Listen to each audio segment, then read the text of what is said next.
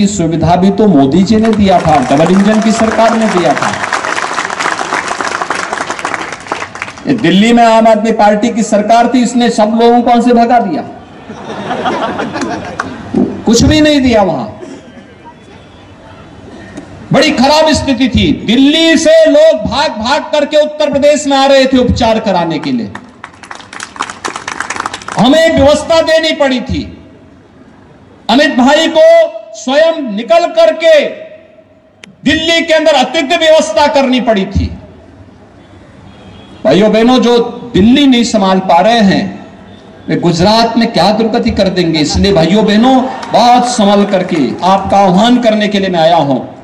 कांग्रेस आपकी आस्था का सम्मान नहीं कर सकती, आम आदमी पार्टी आपकी आस्था का सम्मान नहीं कर सकती, आपको सुरक्षा भी नहीं दे सकती, आपके लिए समृद्धि का द्वार भी नहीं खोल सकती।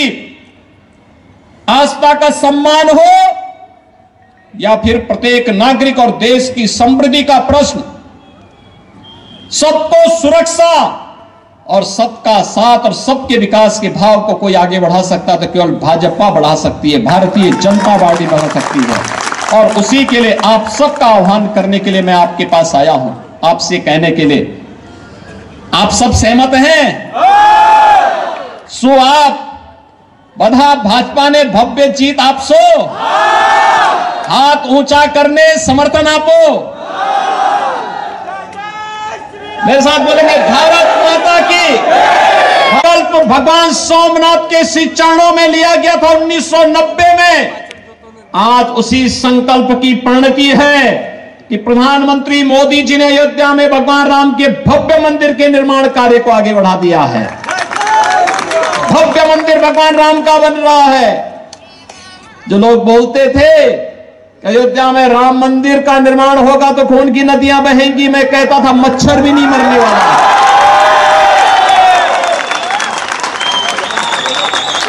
अब उत्तर प्रदेश में दंगे नहीं होते। जो पेशेवर दंगाई थे, गुंडे और अपराधी थे, जो कांग्रेस और उसके सहयोगी दलों के संरक्षण में गरीबों का, व्यापारियों का, आम नागरिकों का शोषण करते थे, आज उत्तर प्रदेश का बुलडोजर उनकी छातियों पे चढ़ करके उत्तर प्रदेश को दंगा मुक्त कर रहा है। और इसलिए भाइयों बहनों, मैं आप सबका आह्वान करने के लिए आया हूं। आज वैश्विक मंच पर भारत की प्रतिष्ठा बढ़ी है। भारत दुनिया की एक बड़ी ताकत बना है।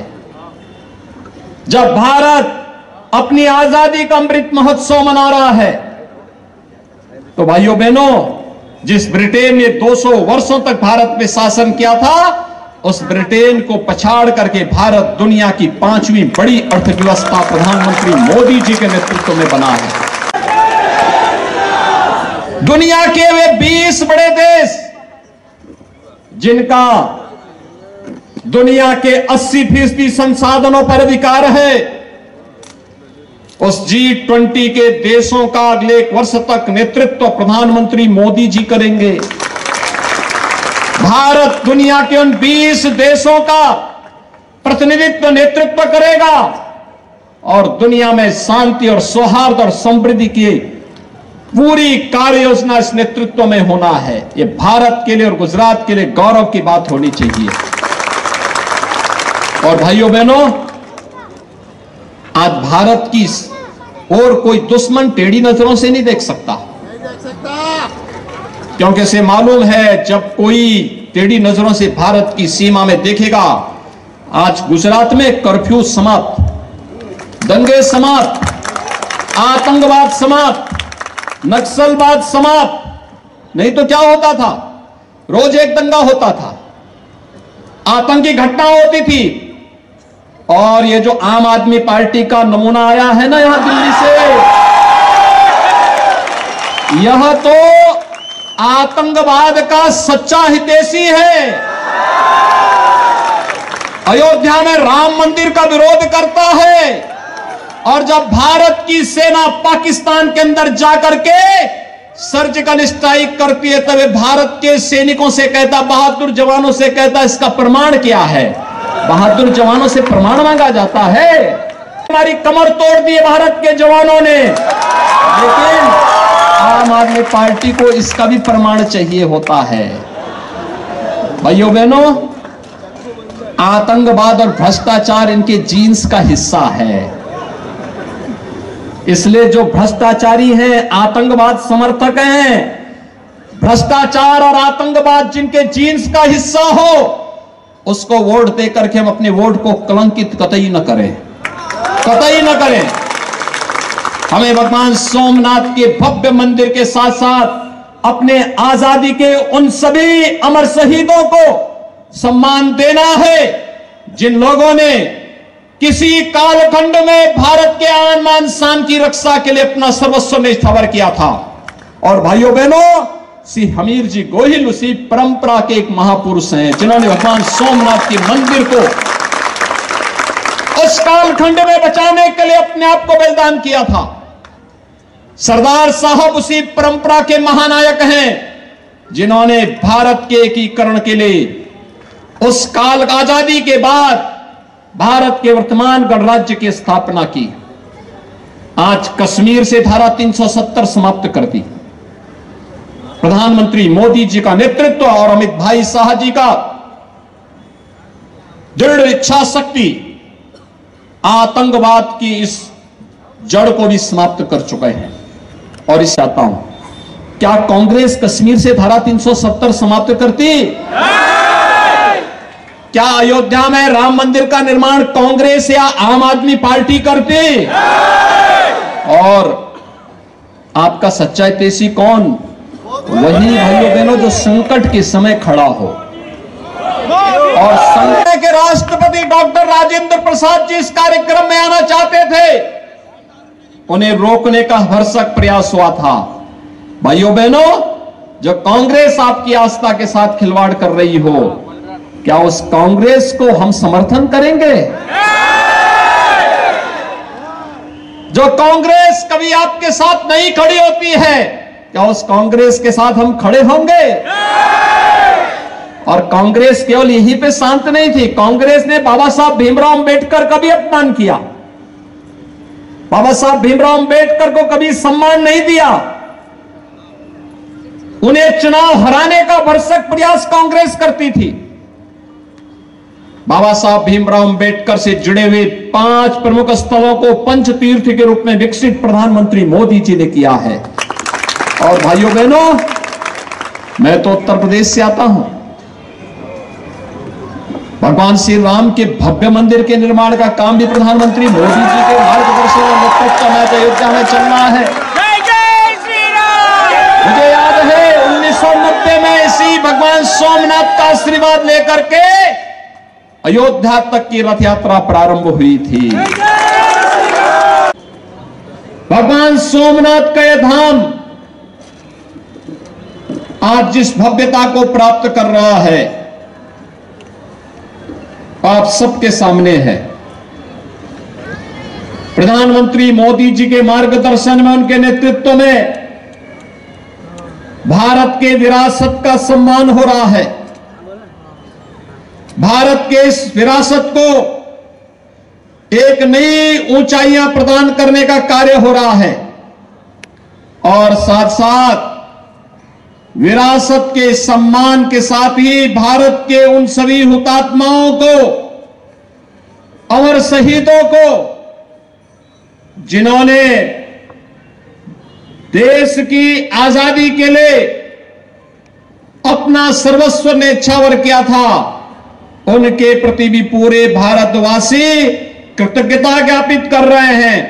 और इस अवसर पर भगवान सोमनाथ के इस मंदिर की उस कालखंड में रक्षा करते हुए शहीद हुए वीर हमीर जी गोहिल को मैं कोटि कोटि नमन करता हूं।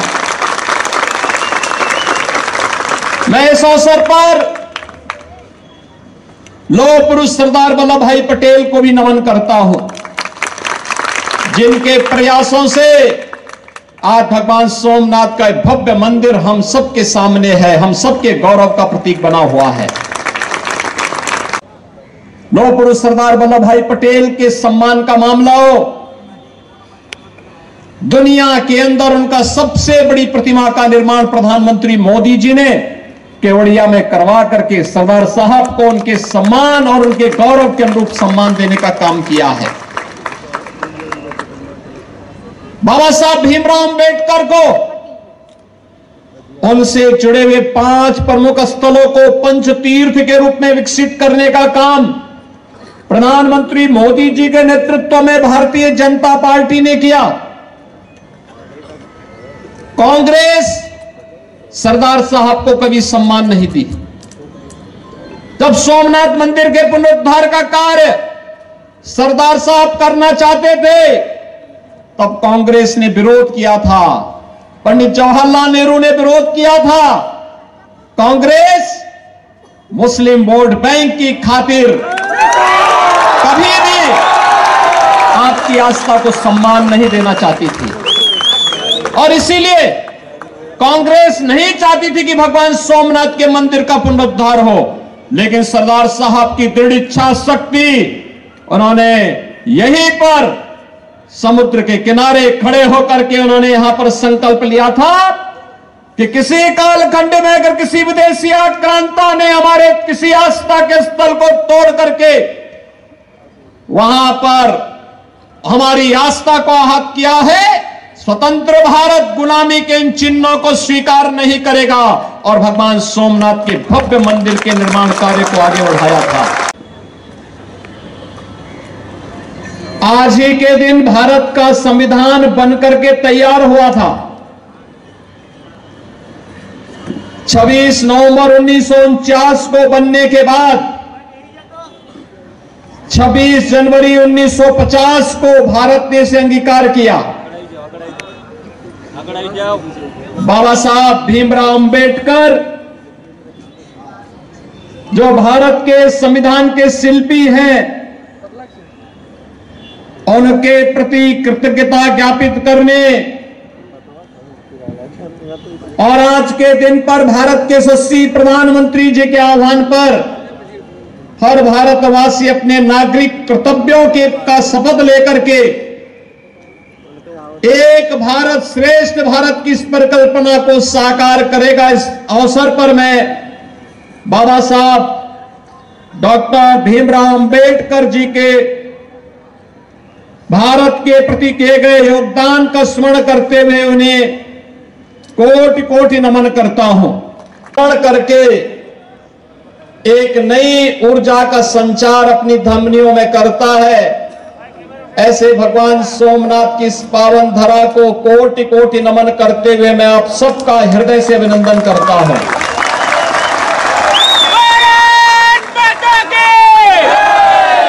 भाइयों बहन, राज्यसभा के सांसद श्री विजयपाल सिंह तोमर जी,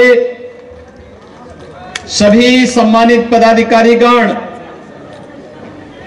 और उपस्थित सोमनाथ के मेरे सभी भाइयों बहनों, 12 ज्योतिर्लिंगों में एक सर्वप्रथम ज्योतिर्लिंग जिसका हर भारतीय प्रतिदिन नित्य प्रति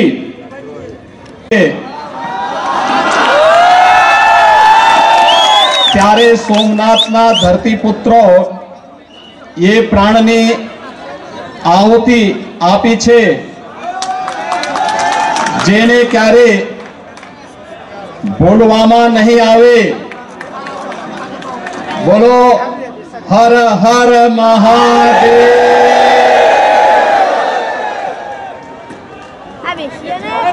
भारतीय जनता पार्टी के प्रदेश मंत्री श्री जेवरी भाई ठकराल, सांसद गिर सोमनाथ श्री राजेश भाई चुड़ासमा जी, जिलाध्यक्ष श्री दिलीप भाई, भारतीय जनता पार्टी के